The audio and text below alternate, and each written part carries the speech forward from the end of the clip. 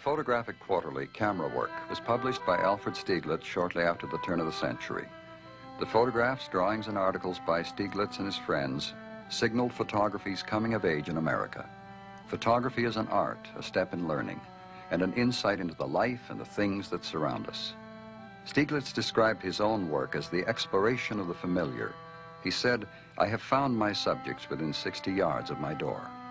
He favored any means that might free the photographer's whole energies so that they could be channeled in the direction of the decision, the picture itself. Since 1947, Edwin Land and Polaroid have pursued a central concept, one single thread, the removal of the barriers between the photographer and his subject.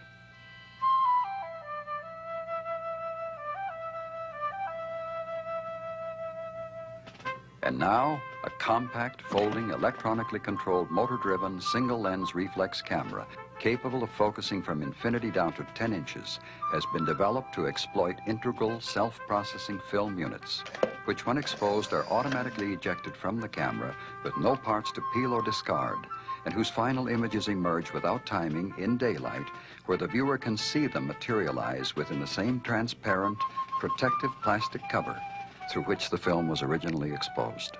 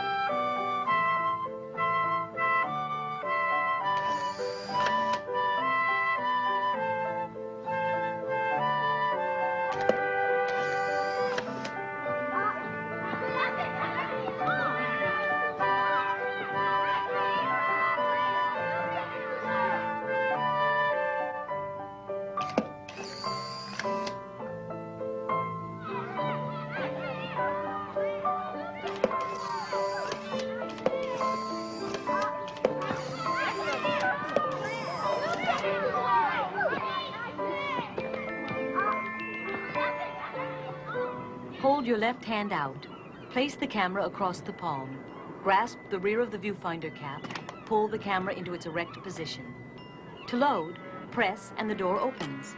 Take the 10-picture film pack and push it all the way in. Close the door and automatically the cover sheet will be ejected from the camera.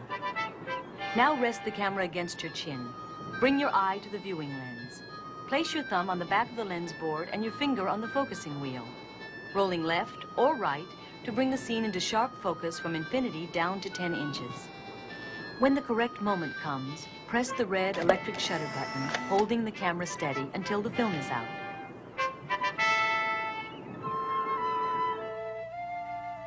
In a situation where the light is faint, the electronic circuits will control exposures up to 14 seconds. Then the film is ejected.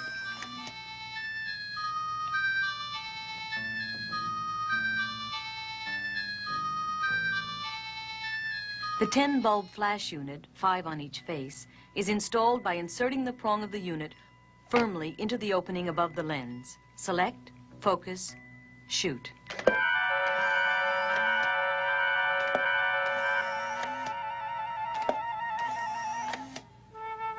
During the 1.5 seconds after the shutter button has been pushed, and even during viewing, another story is going on inside the camera.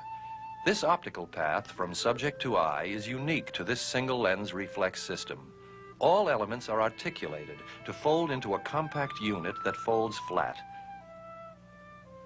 The 4-element lens collects the light, which bounces off of a permanent mirror to a fine Fresnel surface.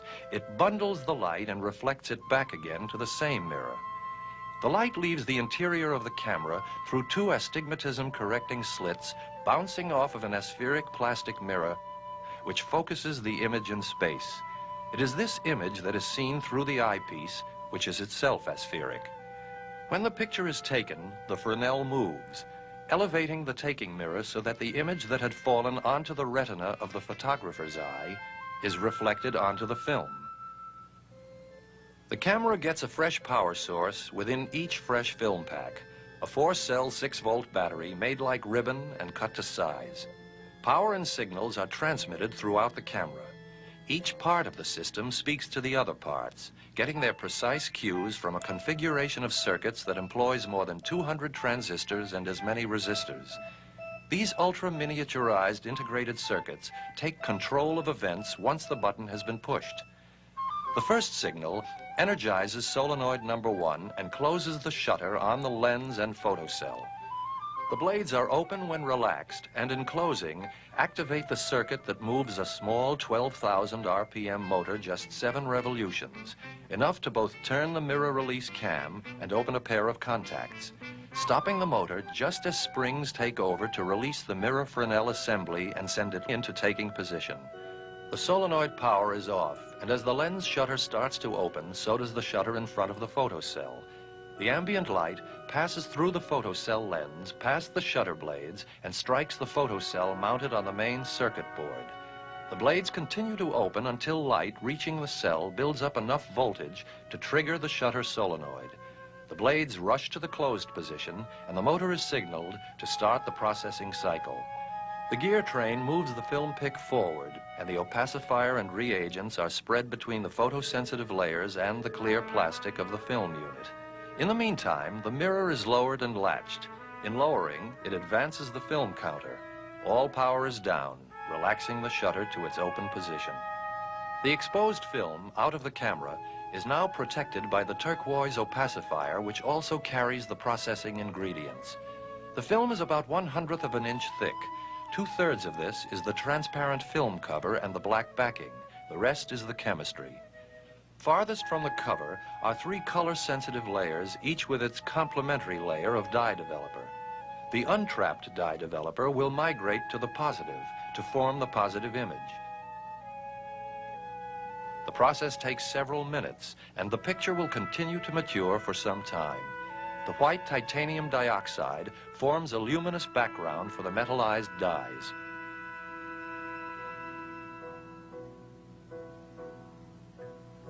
You can look at technology as a living tree, the trunk bearing branches, the branches leafing out. Or you can see it as a net, each knot tying up threads from many sides. But the human reality is more intricate than either one. We have been looking at one invention which began pretty purely out of the conception of a need, the hope to change the person who takes pictures from a harried offstage observer into someone who is a natural part of the event. No single thread wove this invention.